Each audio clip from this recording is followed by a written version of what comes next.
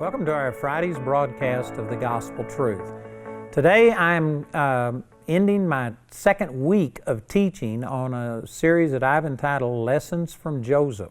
Now I'm going to continue to teach on this next week, but this is the end of my second week of teaching. I've already covered a lot of material and I hadn't got time to go back through it, but I tell you, everything we've talked about is very important. We're studying the life of Joseph. And one of the scriptures I started with, 1 Corinthians chapter 10, says that all of these things were written for our example so that we could learn through them. And man, I have learned a lot through the life of Joseph. The very first thing we talked about is that you got to have a dream. And this isn't just limited to a physical dream like when you're asleep and you have a dream, but this is talking about a vision, a goal for your life.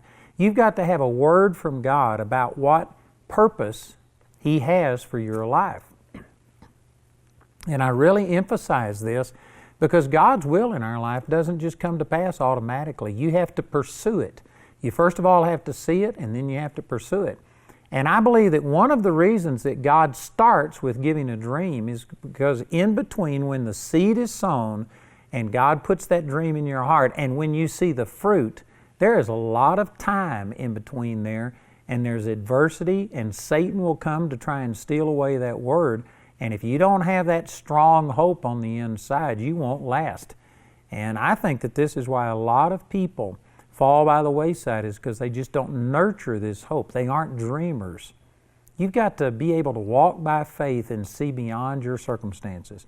So we spent a lot of time talking about that, and then we talked about Joseph once he was sold into slavery, how that even standing there on an auction block, God said he was a prosperous man.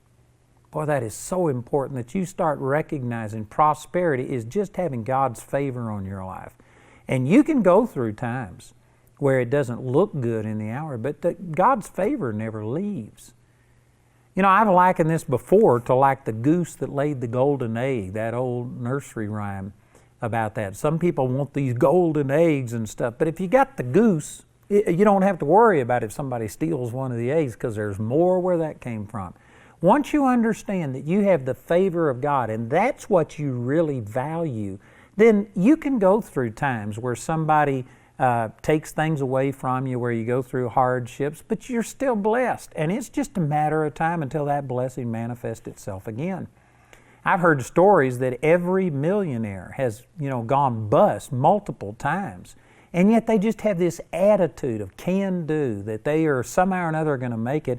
And because of that, it's just a matter of time until they once again are on top. I've given examples about we're in a building project right now, and I just had to stop everything and shut construction down. And some people might look at that and be all bummed out and negative over it, and well, this is terrible. But you know what? It's just a temporary thing. We are going to prosper. We will be back on top. I just know that I'm blessed. Even when I can't see it in all of the things that are around me, I know that I'm blessed. I believe it. And this is one of the things that set Joseph apart. When he was sold into slavery, most of us would have been complaining, but he was believing God, and it was so evident in his life that Potiphar exalted him and gave him control of everything in his house. You wouldn't do that with somebody who wasn't walking in integrity and having a positive attitude and things like this. Without having quotations from Joseph, we know what he was doing because of the way that the blessing of God was manifest in his life. But then, even though he was faithful to Potiphar, Potiphar's wife came out against him, lied against him. She wanted to have sexual relationship with him, and he wouldn't do it because he said, how can I do this great wickedness and sin against God? Boy, that's one of the major points that I made earlier in this teaching. If you miss that, you need to get hold of that, because most people are only living up to a standard that they're held accountable to by people, whether or not they can, be punished or embarrassed over things. But if they could get by with it, there's even a lot of Christians that would compromise and do all kinds of things as long as they thought nobody knew.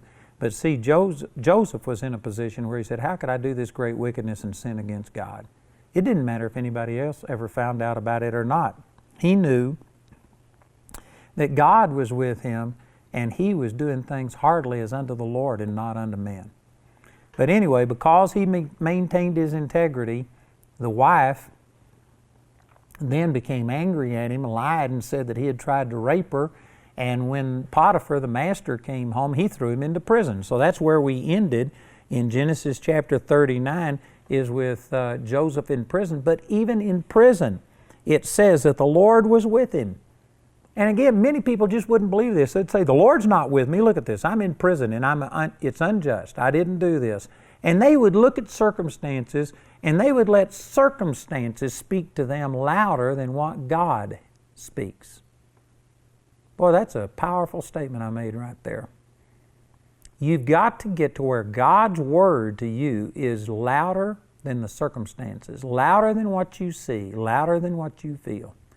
And I've used my testimony, interwoven it in here many times during these last 2 weeks, but the testimony of Joseph, what he went through, I have used this, applied it to myself, and there have been times where in the natural there wasn't one single evidence that God's will for my life was coming to pass. And yet I've been able to just walk by faith and not by sight to a large degree because of the example that I see through Joseph. If I did it, if Joseph did it, you can do it. I've used a lot of scriptures on this. So here's Joseph in prison, and let me show you some things that will once again speak to who Joseph was and what kind of a person he was. Look at this in chapter 40, Genesis 40, verse 1. And it came to pass after these things that the butler of the king of Egypt and his baker had offended their lord, the king of Egypt, and Pharaoh was wroth against two of his officers, against the chief of the butlers and against the chief of the bakers, and he put them in ward in the house of the captain of the guard into the prison, the place where Joseph was bound. And the captain of the guard charged Joseph with them, and he served them, and they continued a season in ward. Notice the very wording right here. It says that Joseph served them. You know, again, if somebody had remained faithful to God after being forsaken by your brothers, sold into slavery, and all of that, then when they were lied about by the master's wife and thrown in prison, most people would just be sitting there thinking about themselves, not ministering to anybody else. But this says that Joseph served these people. You know, again, this isn't the way you think of a jailer, administering things with the people that are under his control. Instead, it's usually, like you're the Lord, you command them, you treat them like scum and stuff, and that's the way that it's done. But Joseph served them. He was ministering unto people, even in prison. Instead of just complaining about how bad things were, he was making the best of the situation. He was there for a reason. He was serving people. And look at this. In verse 5, it says, And they dreamed a dream, both of them, each man his dream in one night, each man according to the interpretation of his dream, the butler and the baker of the king of Egypt, which were bound in the prison. And Joseph came in unto them in the morning, and looked on them, and behold, they were sad. And he asked Pharaoh's officers that were with him in the ward of the Lord's house, saying, Wherefore look ye so sadly today? Now, before we go on with this story, think about this.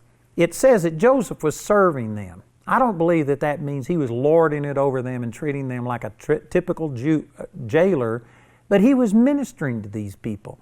Joseph was blessed of God, and he was spreading this blessing. He was ministering to people. And when he came in and saw the chief butler and baker sad, that was unusual. And he said, Why are you sad today? Now think about that. They're in prison. You know, if you walked into a prison, I've been into a lot of prisons, into penitentiaries, into county jails, and ministered to people. And when I go in and I see somebody sad, I don't sit there and think, why are you sad? There's a million reasons. One thing, sitting behind those bars, who knows all the things that are going on. For you to walk into a prison and say, why are you sad today? You know what this is saying? That this was unusual for them to be sad. Apparently, the chief butler and the chief baker had been happy prior to this. Why is that? Because Joseph was serving them. Did you know that these people probably were being treated with more respect, more kindness? They were probably being honored more in prison than they were out of prison. You know, I could imagine working for a Pharaoh would be a hard pressure job, high pressure job. And all you got to do everything just perfectly, and they gripe and complain over the way the food is served, over the way it's cooked, and all of these things. But here they were in prison, in a place where typically they would have been treated badly, and yet the ruler of the prison was treating them kindly and ministering to them. The very fact that it says here that he came in and noticed that they were sad and said, "Why are you sad today?" That to me speaks volumes about what Joseph was doing. Joseph was ministering to these people, and these prisoners were probably being treated better in prison than they had ever been treated out of prison. And this is by a man who had been hated by his brothers. They tried to kill him. He barely escaped with his life, sold into slavery, then lied about by the master's wife. Everything that had happened to him had been bad, and yet here he is still making a positive impact on people around him, people in prison. Man, that's powerful. This is one of the lessons that I learned from Joseph. Did you know none of us just go from where we are, having never been used of God, into the complete fulfillment of what God has for our lives? There is a lot of growth in between when God calls us and when we actually see the fruit of it. And the sad thing is that how we respond and how we act and how we occupy during that period of time really determines how much fruitfulness we see later on. You know, I've said this to many people who want to be in ministry. I was in Phoenix, Arizona one time, and I was speaking at a church, and they had a driver that picked me up from the hotel and drove me back and forth. And anyway, you know, typically the driver sat in the front seat. He wanted me to sit in the back. Well, I got up front, and I was trying to talk to him, and I was asking him questions. And I mean, this is over a period of 3 or 4 days, and he drove me back and forth all of these times. And the guy really wouldn't talk to me. I mean, I just couldn't engage him. You could tell that he was discouraged. Something was bothering him. He wasn't rude or anything, but he just wasn't happy, and he wouldn't talk. And so anyway, one of the last days, I just kind of got in his face, and I said, "What's going on with you? What's wrong?" I said, "It's obvious that you are not really enjoying the Lord." And he just began to dump on me. And he had been a very successful minister someplace else. He came and joined up with this large church because he thought he would get an opportunity to minister and to preach and to impact people's lives. And all he had been doing for a year or whatever was driving speakers back and forth, being kind of like a gopher, just doing whatever needed to be done. And boy, he was mad about it, and he was complaining. He said, "I hadn't got to preach, and nobody's listening to me." And he just went off on this tirade. And so I got to talking to him, and I said, "I wonder why they don't let you preach with this attitude that you're expressing right now." I said, what would it be like if you were to stand up and preach with this hurt and this anger and this bitterness that you have in your heart? And boy, it just kind of, like slapping him in the face. He just straightened up, and I said, "You know what? You are just full of bitterness and hurt." And I said, "Who wants to give you a platform to spew that and share that with other people?" And then I began to share with him some of these same things, that you and how you fulfill this position, whether you do this heartily as unto the Lord, whether you can be content not being the person behind the pulpit, but the one who's driving the speakers back and forth. I said, how you act right now, your degree of faithfulness right now determines how far God's going to take you in the future. And some people think, well, you're talking now about performance. What about grace? You know what? It's like I've got 500 employees, and I love all of them. I'm not mad at any of my employees, and I try and treat every one of them good. But when it comes time to promote somebody, did you know what? I am not going to promote the person with the bad attitude, because I don't want to put them in a position to where they can just influence more people and spread this bad attitude. It has nothing to do with my love or grace towards this person, but your promotion to a large degree does depend upon whether or not you're faithful in lesser things. Jesus said this in the 16th chapter of the book of Luke. He says, if you aren't faithful in that which is least, you will not be faithful in that which is much. If you haven't been faithful in another man's things, you will not be faithful over your own. And I guarantee you, you do need to prove yourself faithful. So I started speaking to this man, and I said, you know what? If you would serve the people that you're picking up and driving around. And if you would do it with joy and do it as unto the Lord and treat them the way that you think that the Lord, the way that you would want to be treated, the way that the Lord would want other people to treat you. I said, and if you were faithful in this, then God would promote you unto something else. And I never got to talk to the guy anymore. I don't know exactly what the results of it was. But see, I see all of this in Joseph. Joseph had taken just step after step after step, all down. Looked like they were going away from God's plan for his life. And yet here he was, serving these people to such a degree that it was unusual. It was abnormal to have somebody in jail who wasn't happy. Boy, that speaks volumes to me. Boy, what a great attitude. What an awesome attitude. There are people watching this program right now that you're in a situation that may not be what you want it to be. And you may know that God has more for you than what you are doing right now. But what kind of an attitude are you serving and operating in right now? You need to learn a lesson from Joseph. That his promotion ultimately was dictated by his faithfulness in the prison. The very people that he was ministering to in the prison are the ones that eventually got him in front of Pharaoh and let him fulfill his destiny. You right now may be in some situation where you're working in a church and you're just working in a nursery, cleaning toilets, or who knows, whatever it is that you're doing, and you think, what does this matter? You need to do it as unto the Lord with everything that you've got. When I first started in ministry, I started out in the nursery and I started changing diapers and ministering to people, and then I graduated to the youth and, to real young kids, and then to teenagers, and I went through all of these steps. And you know what? I gave it everything I had. And I was doing it like it was the thing I was going to do the rest of my life. And I'm telling you, I think that all of us go through these stages. There's steps and stages. Over in Romans chapter 12, verse 2, it says, "Don't be conformed to this world, but be transformed by the renewing of your mind, that you may prove what is that good and acceptable and perfect will of God." I don't think you just step from where you are into the fullness of what God has for you. There's steps and stages: the good, the acceptable, the perfect will of God. In Mark chapter 4, it says there's first the blade, then the ear, and then the full corn in the ear. Again, implying steps and stages. You grow into things. I used to pray and say, "Oh, God, use me," and beg God to use me. And the Lord finally spoke to me and He said, "The reason I'm not using you is because you aren't usable." He says, "Don't ever ask me to use you. Instead, you pray and make yourself usable. And the moment you get usable, I'll use you." And I believe that that's true for everybody. What we need to just be faithful right where we are. We don't need to be saving up for when the grandstands are full and then we're going to give it everything we've got. While nobody's watching, you need to give it everything you've got.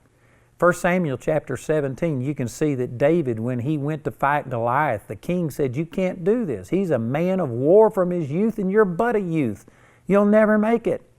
And you know what David said? This is his own response to people saying, "You can't do it." He said, "Your servant kept his father's flock on the backside of the desert, and there came a lion and a bear out against them, and I grabbed the lion by his beard and slew him with my bare hands and the bear." He said, "I killed both the lion and the bear, and this uncircumcised Philistine will be like one of them, seeing he's defied the armies of the living God." David's own response was, "Because I did these previous things, I know I can do this." But see, there's a lot of people that wouldn't be faithful on the backside of the desert. There wasn't anybody watching. The grandstands weren't full. Even though David's father wanted him to protect the sheep, he didn't want David to lay his life down. He didn't want David to die in the process. Nobody would have faulted David if he would have let the lion and the bear have one sheep. But you know what? He was just as faithful. He put his life on the line and gave everything he had to protect those few sheep. And because he did that, then when the giant came, he could do that. But see, there's a lot of people that won't be faithful on the backside of the desert when they're just running a little youth department or a youth, teenage department, things like this, they aren't going to do that. But oh, if I had a 1,000-member church, then God, I'd be awesome. I'd serve you with everything I've got. You need to serve God with everything you got wherever you are right now. Whatever your situation is today, you need to do it with everything you've got as if this is the only day of your life, the last day of your life, and you're going to give it everything you've got. See, I learned that from Joseph. I see him ministering to people in prison to such a degree that it is abnormal for somebody under his watch to be sad. Man, he's ministered to them all. That's amazing. Now, we're going to get into these dreams, and we're going to talk about this, and we're going to talk about Joseph being promoted and becoming the Lord over all of the land and all of these things, but don't miss these other steps. You know, if Joseph hadn't have been faithful, if he hadn't have learned to serve and just draw on the power of God when nobody around him believed, when everything was around him was wrong, if he hadn't have been faithful in those things, he wouldn't have been faithful in much. You know, I look back and right now, I have to have $3 to $4 million a month just to pay my bills. And I need more than that. I need $6 million a month. And you know what? If God would have given me that responsibility 20 or 30 years or 10 years ago, I couldn't have handled it.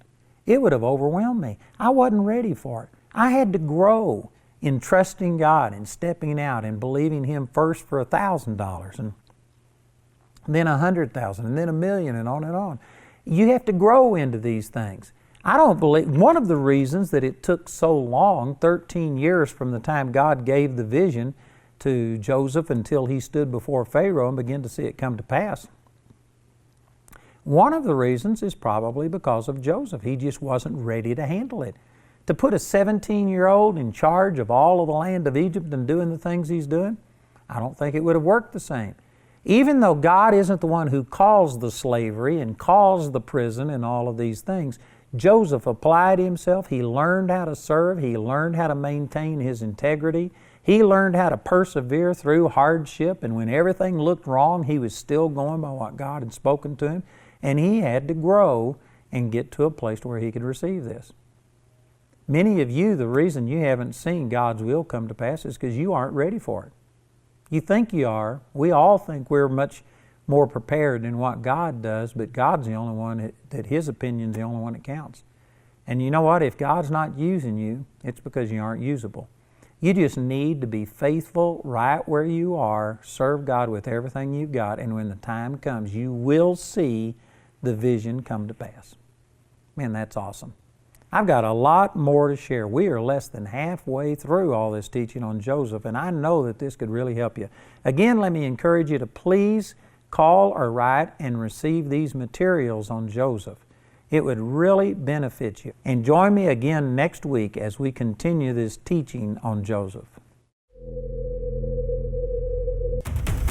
Each one of us has a significant part and place in the kingdom of God. That's what we're doing here. We're raising up champions. We're raising up people who know who they are in Christ, know who He is in them, know what He's called them to do, and go in and possess the land and reach a people that Andrew and Jamie can't do by themselves.